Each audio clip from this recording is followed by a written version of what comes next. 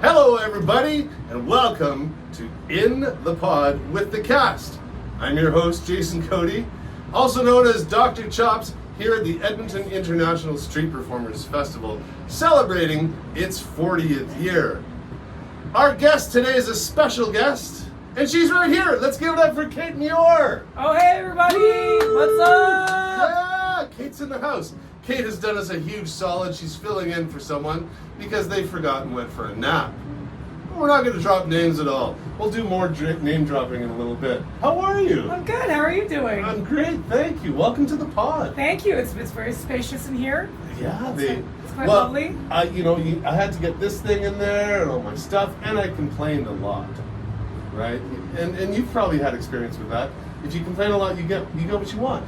I mean, I don't really complain. Okay. I already look intimidating enough, so if I complain, then I just get branded as Right. as That's troublemaker. very good. This is your first time at this gig. It's true. Welcome. We're Thank happy you. to have you. I'm really happy to be here. Yeah. Never thought I would ever end up being able to do Edmonton, so this is great. Right. Now, saying that, have you been trying to for a Oh while? goodness, I gave up trying. Okay. You tried. I got the hint, and then I was like, all right. Oh, well, I'm sure there's politics behind all of their hirings, and not just you specifically. But I get it; they have to fit in certain things. But let's talk about you and you as a street performer. Okay. I've seen your act, and every time I've seen it, it's different. Is it? Well, I mean, it varies. it depends on, I guess, what the audience is up for. Yes, you are flexible like that. Yes. But you're from Toronto. Sorry, I just raised your hand there. It's okay. I guess we could. Yeah, do this. usually they buy me dinner first, I but know. That was easy. We're going for dinner. Fantastic. No, that's uncomfortable. My shoulder is. Let's talk about your act a little bit, if we can. yes. You have a variety of skills and attributes in it. Yeah, it's a silent clown show, so I'm basically living my best carrot top life with prop comedy. Right. And Marie-Antoinette, Oh wait, elle arrive sur scène. She shows up. yes. What a thing. What a thing. Let's talk about your beginnings as a street performer and then getting you to that point. How long have you been at this? How long have you had the habit? I've been doing this for 20 years. 20 years. 20 years since I was 19. Wow. And you're based in Toronto? Yep. Okay. Born and raised? Yep. In the 6? Yep. Wow. Which part of the 6? And the T dot. I don't like the 6. Okay. All You know, right. we're not Drake stands. Okay. Fair. Right. And the T dot. The big smoke. The big smoke. Right. When you started as a street performer, what was your impetus and what did you bring to it to begin with? Kind of boring story. Came from a broken home. Let's do this. I don't really like to talk about it. Okay. Came from a broken home. Needed to make money quick. Found life on the street. Started doing living statue, and then did that for quite a long time. Toured globally with it. Developed my wind-up doll act that became pretty world-renowned. And then said, screw this, I kind of want to actually build a circle show now. Right. So then I did. What was your statue character? I did a wind-up doll. Her name is Copelia. And her character is a little bit like Data from Star Trek. Yes. Kind of doesn't get the hint. Is a little bit very awkward and kind of genderless, even though she's very hyper feminine. I find a lot of my characters tend to be very masculine, but presenting very hyper feminine. Right. And then I actually did have a Marie Antoinette statue that all the festivals loved and that kind of stuff. So when I started doing the show, I was like, well, I want to take a character that I already know, because if I'm building new material and doing a new style of performing, I want to have some kind of comfort with the character.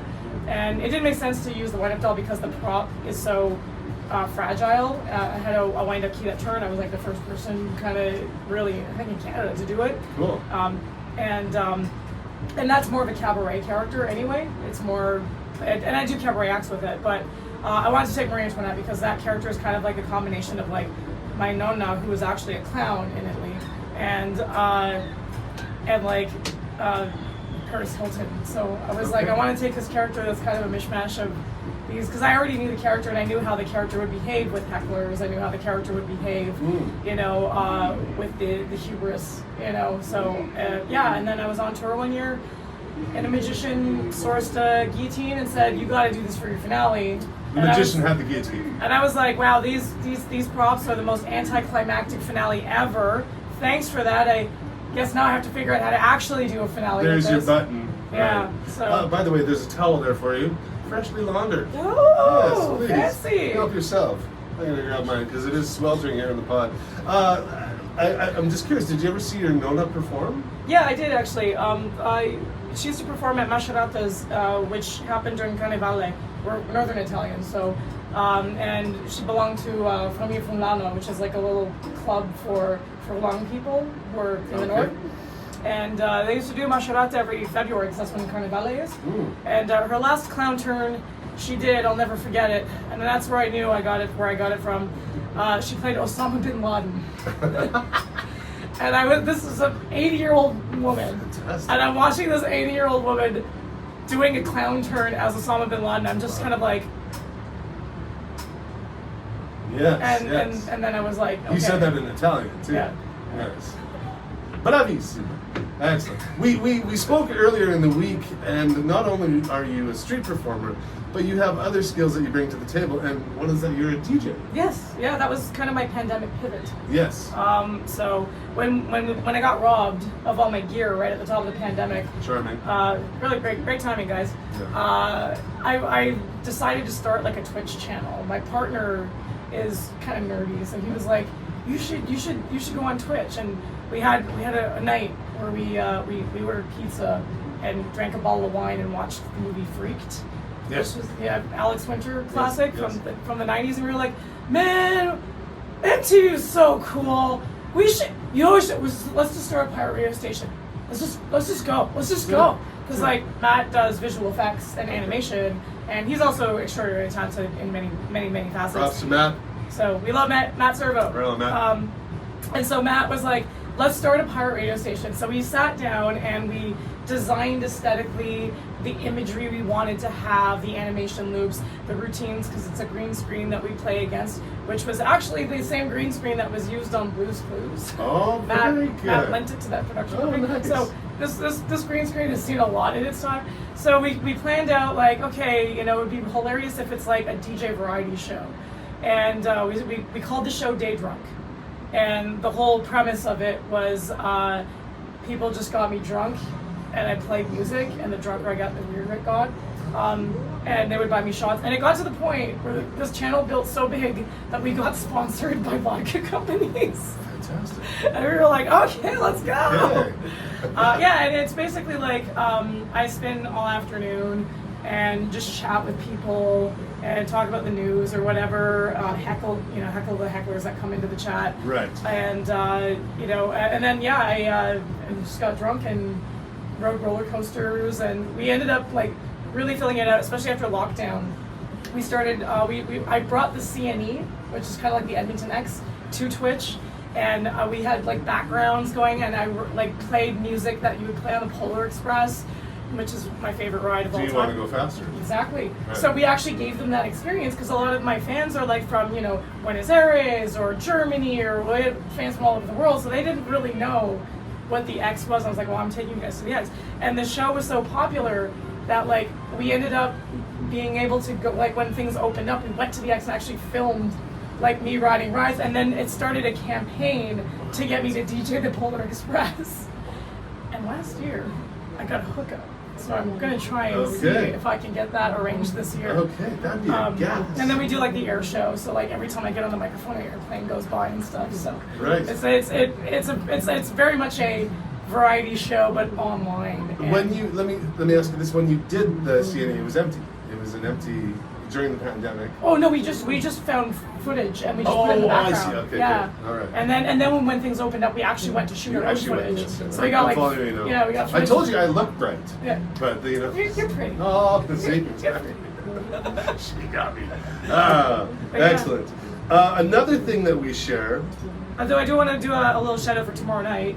Let's do it. There is the disco dance off. Disco dance off That's DJ happening. Funkasaurus. Yeah, DJ Funkasaurus. So if you're out tomorrow night between 8 and 10 p.m., come down here and watch us duel it out. Right. Edmonton's own DJ Funkasaurus. Yeah. And can you tell our listeners your DJ name? The internationally renowned Kate Mior. Mior.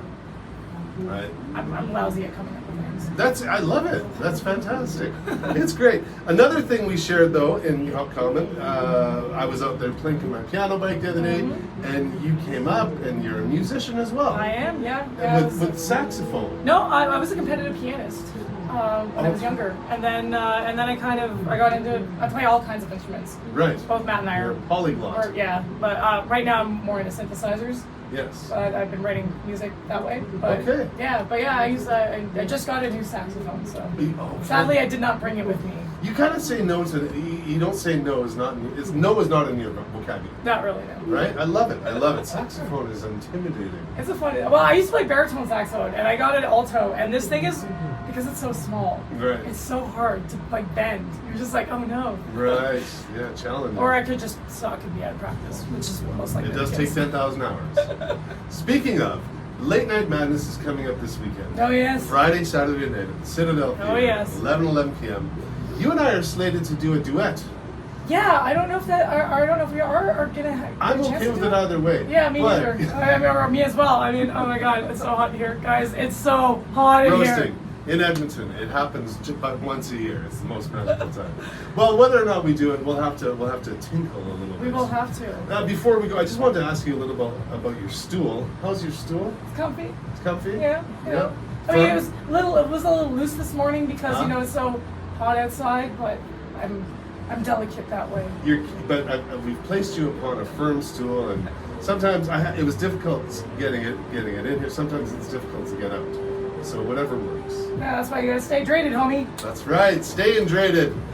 What else can we talk about? There's so much more, but we're sweltering. Yeah, I know. And we're not going to throw anybody's name under the bus and insult them. We're not going to do that. I would never do that to my No. colleagues. Hey, I haven't seen all of these jokers in 4 years, and it's Right. just so happy to Right. be back and seeing all my friends. And speaking of all of your friends, are you going on to other festivals Yeah, this summer? yeah, I'll be at Grand Prairie, and then I'm leaving Grand Prairie to DJ at a industrial music festival in Calgary. And then after Calgary. that, in Calgary. Have you been to Calgary? I have. I've Okay. DJ'd this festival twice. Oh, so very good. Then It's have really you good. been? And Excellent. and if you're into the goth industrial music, you really need to check out Turbinus Festival because it is utterly Yes. fantastic. Any other street performers This is gigs it. this summer? I came out of retirement for this festival. I didn't apply to anything else because I wanted to dip my toes back in. I didn't Yes. know how I felt about coming back to work. So did Liz approach you? No, what happened was another performer kind of did the thing where they were like, a bunch of performers have really been trying to get me to come back to work, bless their hearts. They've been fantastic and really supportive of me trying to get back into the industry. Well, thank you, friend, because she's amazing. I've been just DJing full time since 2020. So so another performer was like, you should really apply to Edmonton. Do it. And so I did, and then Liz was like, yes, please. And I was like, oh my gosh, so cool. So it's great to be here. Excellent. Well, there it is. Kate Mior has been our guest Woo! in the pod with the cast. Thank you very much, everybody. We'll see you next Bye. time.